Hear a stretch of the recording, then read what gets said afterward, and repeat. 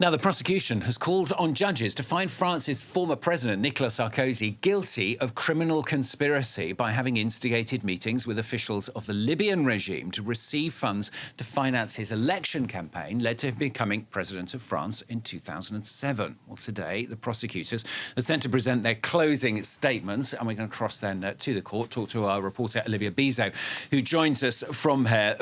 Olivia, explain then what this is exactly about, what we're expecting to happen at the court today.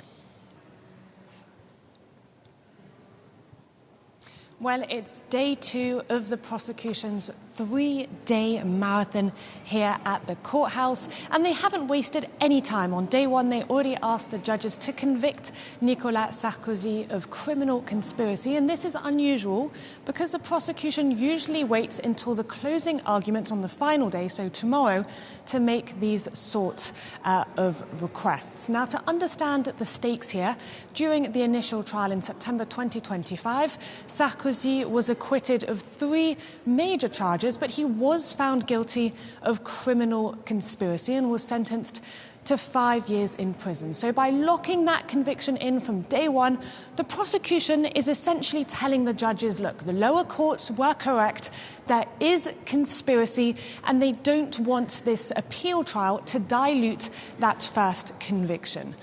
Now, in the courtroom, we're also seeing a lot of division on the defence side. We're not seeing the same united front that we saw during the first trial. Now, to put this into context, this is not just a financial white-collar crime. Last week, we heard some very powerful and emotional testimonies from some of the families of the victims of the DC-10 plane that was bombed in 1989. Now, that was a terrorist act committed by Libyan agents. And the core allegation here is that Sarkozy's team promised protection from international justice for the mastermind behind that 1989 bombing, Abdullah Sanusi, in exchange for funding for his 2007 presidential campaign. Now, Sarkozy has consistently insisted that he did not know that these secret meetings were taking place,